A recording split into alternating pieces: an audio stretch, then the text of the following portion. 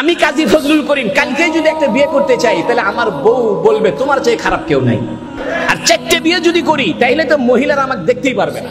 সেখানে হুজুর সাল্লাল্লাহু আলাইহি ওয়াসাল্লাম বিয়ে করেছেন 13টা, 11টা নিয়মতান্ত্রিক বিবাহ, আর 2টাকে হুজুর সাল্লাল্লাহু আলাইহি ওয়াসাল্লাম আজাদ করে মুক্ত করে বিবাহের মর্যাদা দিয়েছেন। 13 জন স্ত্রী ছিলেন। এবং মজার ব্যাপার হলো, হুজুর সাল্লাল্লাহু আলাইহি ওয়াসাল্লাম প্রথম বিবাহ করেছেন বয়সের দিক থেকে অসামঞ্জস্য সম্পূর্ণ।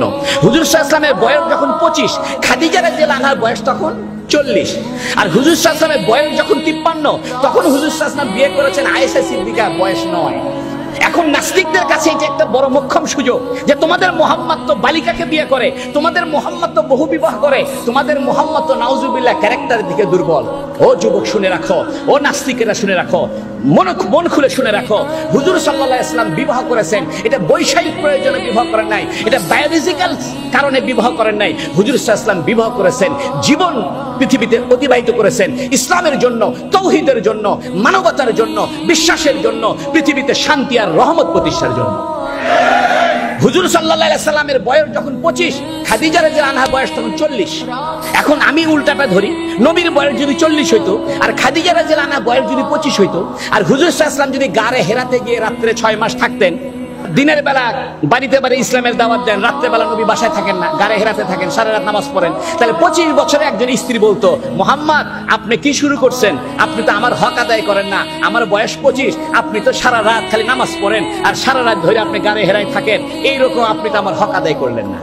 এই জন্য হুজুর সাল্লাল্লাহু আলাইহি ওয়াসাল্লাম 25 বছর বয়সে 40 বছরে একজন বিধবাকে বিয়ে করেছেন, কারণ যাতে হুজুর সাল্লাল্লাহু আলাইহি ওয়াসাল্লামের ইসলাম প্রচারে মহিলাটা সহায়ক হতে পারে, ইসলাম প্রচারে হুজুর সাল্লাল্লাহু আলাইহি ওয়াসাল্লামের স্ত্রীর সান্ত্বনাটা সহায়ক হতে পারে। এজন্য খাদিজা রাদিয়াল্লাহু আনহা বলছেন, আপনি তো অসহায়ের সহায়, আপনি তো বিধবার সহায়, সমস্ত কাজে হযরত খাদিজা রাদিয়াল্লাহু আনহা হুজুর সাল্লাল্লাহু আলাইহি ওয়াসাল্লাম সহযোগিতা করেছেন।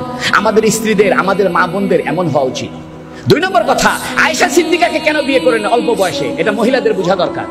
দেখেন, হুজুর সাল্লাল্লাহু আলাইহি ওয়াসাল্লামের সমস্ত স্ত্রী ছিল বয়স্ক, বিধবা, কিন্তু হুজুর সাল্লাল্লাহু আলাইহি ওয়াসাল্লামের পারিবারিক জীবনে তো অনেক ব্যাপার আছে। নামাজের পরে রাত্রে ঘুমায় থাকেন, তখন হযরত জিবরাইল ওহী নিয়ে আসে। হুজুর সাল্লাল্লাহু আলাইহি ওয়াসাল্লাম রাত্রে তাহাজ্জুদ পড়েন, কেমনে তাহাজ্জুদ পড়েন, কিভাবে বাথরুমে যান, কিভাবে ঘুমান, এগুলো তো কোনো পুরুষ সাহাবীর পক্ষে জানা সম্ভব না। সম্ভব? হুজুর সাল্লাল্লাহু আলাইহি ওয়াসাল্লাম ইন্টারনাল লাইফ, পারিবারিক ইন্টারনাল লাইফ, রাত্রিকালীন জীবন, স্বামী স্ত্রীর একবারে অন্তরঙ্গ জীবন, এটা তো কোনো আবু হুরায়রার পক্ষে জানা সম্ভব না, এটা তো ইবনে মাসউদের পক্ষে জানা সম্ভব না, এটা তো আব্দুল্লাহ বিন আব্বাসের পক্ষে জানা সম্ভব না।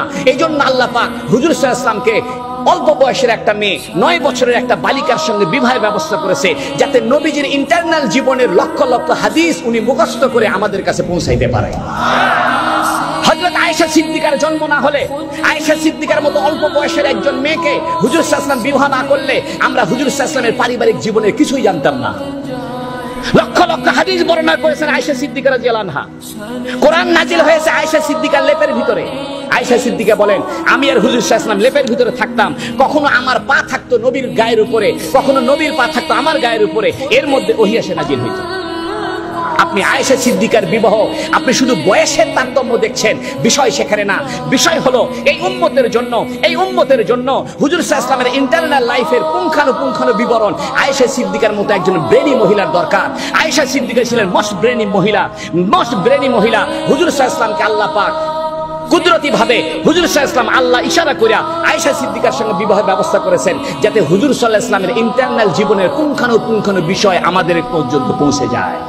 হুজুর সাল্লাল্লাহু আলাইহি ওয়াসাল্লাম আয়েশা সিদ্দিকাকে বিয়ে করেছেন, এটা খারাপ কিছু করেননি, বরং এটা দরকার ছিল। আয়েশা সিদ্দিকা রাদিয়াল্লাহু আনহার সঙ্গে যদি হুজুর সাল্লাল্লাহু আলাইহি ওয়াসাল্লাম বিবাহ না হতো, তাহলে আমরা হুজুর সাল্লাল্লাহু আলাইহি ওয়াসাল্লামের প্রাইভেট জীবন জানতে পারতাম না।